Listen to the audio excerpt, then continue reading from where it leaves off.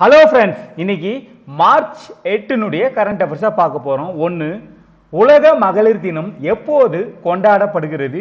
இதுக்கு சரியான ஆன்சர் பார்த்தீங்கன்னா ஆப்ஷன் பி, மார்ச் 8 தான். அதாவது இன்னைக்கு தான் பார்த்தீங்கன்னா உலக மகளிர் தினம். எல்லாரும் பார்த்தீங்கன்னா ஸோ பெண்களுக்கு, அதாவது மதர், சிஸ்டர், ஸோ அனைவருக்கும் வந்து வாழ்த்துக்களை தெரிவிச்சுக்கிறாங்க. ஸோ இந்த நேரத்தில் நம்பவும் அனைத்து மகளிர்களுக்கும் மகளிர் தின நல்வாழ்த்துக்களை தெரிவிச்சுக்கிறோம். ஓகேங்களா? அவங்க இந்த சமுதாயத்தில் மிகப்பெரிய இடத்துக்கு வரணுன்றதை நம்ம வாழ்த்துக்கிறோம். அடுத்தது, சமீபத்தில் 32வது நாடாக நேட்டோவில் இணைந்த நாடு. இதுக்கு சரியான ஆன்சர் ஆப்ஷன் சி, ஸ்வீடன். அதாவது நேட்டோ அப்படின்னா என்ன? NATO north Atlantic treaty organisation அப்படின்னு சொல்லுவாங்க. அதான் NATO, north Atlantic treaty organisation. அதாவது சோவியத் யூனியனுக்கு எதிர்ப்பாக வந்து இந்த நேட்டோ வந்து ஆரம்பிக்கப்பட்டது. சோவியத்னாவே அது மேக்சிமம் கம்யூனிஸ்ட் நாடு, ரஷ்யா போன்ற நாடுகள் தான். ஸோ அந்த சோவியத் யூனியனுக்கு ஆப்போசிட்டாக இதை எடுத்துன்னு வந்தாங்க. இந்த நேட்டோனுடைய முக்கிய நோக்கம் என்னன்னா, இந்த நேட்டோவில் இப்போ ஸ்வீடனோடு சேர்த்து 32 நாடு வந்து இணைஞ்சிருக்கு. இப்போ இந்த 32 நாட்டில் சப்போஸ் இது 32வது நாடாக ஸ்வீடன் இணைஞ்சுது.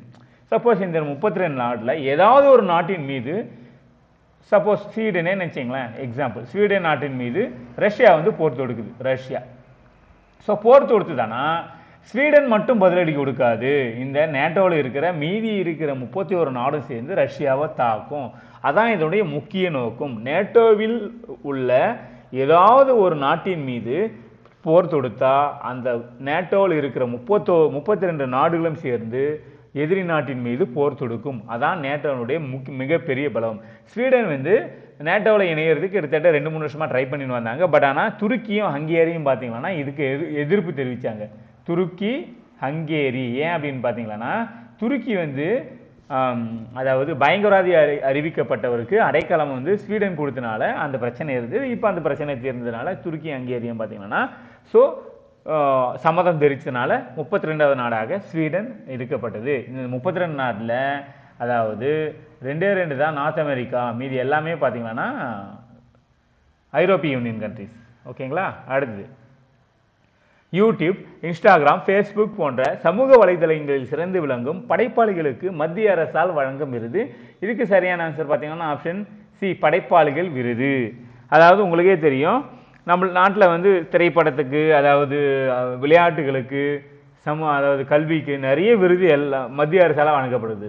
ஸோ இப்போ வந்து சோஷியல் மீடியான்றது ஒரு மிகப்பெரிய ஒரு சோஷியல் மீடியான்றது பார்த்தீங்கன்னா ஸோ முக்கியமான ஒரு இடத்துல இருக்குது. ஸோ அதனால் அதுக்கும் வந்து பார்த்தீங்கன்னா ஒரு அங்கீகாரம் கொடுக்கணுன்றதுக்காக இந்த படைப்பாளிகள் விருது கொடுக்குறாங்க. இப்போ 2024 கொடுக்க போகிறாங்க டெல்லியில். ஓகேங்களா?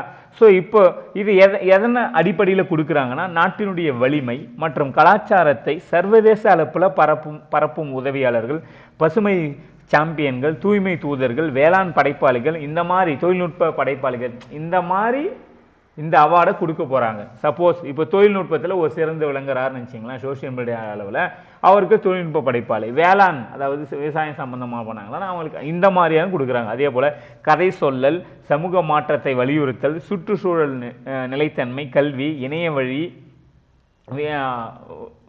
அதாவது கேம், ஸோ இந்த மாதிரியான விருதுகளை வந்து கொடுக்க போகிறாங்க. ஸோ இதில் பார்த்தீங்கன்னா உங்களுக்கே தெரியும், சமூகத்தில் நிறைய பேர் வந்து பார்த்தீங்கன்னா நல்ல கருத்துக்கள் வந்து பரப்பி வராங்க. அவங்களுக்கு இது ஒரு ஊக்குவிப்பாக இருக்கும். தமிழக அரசின் 2024ஆம் ஆண்டுக்கான அவ்வை விருது யாருக்கு வழங்கப்படுது? இதுக்கு ஆப்ஷன் ஏ, எழுத்தாளர் பாமா அவங்களுக்கு தான் இந்த விருது வந்து வழங்கப்படுகிறது.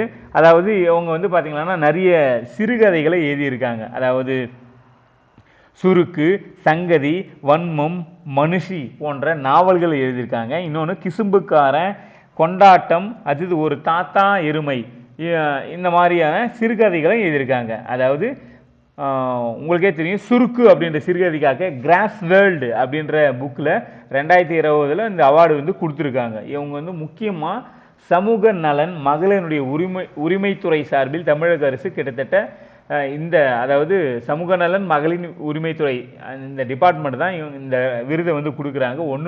1.5 லட்சம் ரூபாய் வந்து கொடுக்குறாங்க. ஓகேங்களா? இவங்க வந்து விருதுநகர் மாவட்டம். இவனுடைய உண்மையான பேர் வந்து எழுத்தாளர் பாமா, பட் உண்மையான பேர் வந்து பாஷ்னா சூசைராஜ். அதாவது இவங்க வந்து கிறிஸ்துவ பெண்மணி. அடுத்து, 2023ஆம் ஆண்டுக்கான தேவநேய பாவனர் விருது யாருக்கு வழங்கப்படுது? இதுக்கு சரியான ஆன்சர் ஆப்ஷன் ஏ வந்து பா அருளி. இவருக்கு தான் வந்து பார்த்தீங்கன்னா 2023ஆம் ஆண்டுக்கான தேவநேய பாவனர் விருது வழங்கப்பட்டது. இது வந்து தமிழ் வளர்ச்சித்துறையால் வழங்கப்படுற ஒரு விருது தான் தேவநேய பாவனர் விருது. இது வந்து ஐம்பெரும் விழா சென்னை உலக தமிழ் ஆராய்ச்சி நிறுவனத்தில் தான் இதை வந்து கொடுக்குறாங்க. ஓகே ஃப்ரெண்ட்ஸ், இன்னைக்கான கரண்ட் கண்டிப்பாக உங்களுக்கு புரிஞ்சிருக்க நான் நம்புகிறேன். அதாவது உங்களுக்கு பயனுள்ளதாக இருக்கும் நான் நம்புகிறேன். இன்றைக்கி பார்த்த இந்த 2 கொஸ்டின் நீங்கள் முடிஞ்சால் கீழே கமெண்ட்டில் டைப் பண்ணலாம். 1, நேட்டோவில் 32வது நாடாக இணைந்த நாடு எது? நம்பர் 1. நம்பர் 2, உலக மகளிர் தினம் எப்போது கொண்டாடப்படுகிறது? நம்பர் 3, யூடியூப், இன்ஸ்டாகிராம், ஃபேஸ்புக் போன்ற படைப்பாளிகளுக்கு வழங்கப்படும் விருது என்ன? மத்திய அரசு வழங்கப்படும் விருது. இந்த 3 கொஸ்டின் ஆன்சரை நீங்கள் முடிஞ்ச கீழே கமெண்ட்டில் டைப் பண்ணுங்கள். மீண்டும் நம்ம நாளைக்கு இதே மாதிரி இருக்கிற ட்ரெஸ்ஸில் பார்க்கலாம். ஓகே ஃப்ரெண்ட்ஸ், தேங்க்யூ, பாய். மறக்காமல் லைக் பண்ணுங்கள், ஷேர் பண்ணுங்கள், கமெண்ட் பண்ணுங்கள். ஓகே.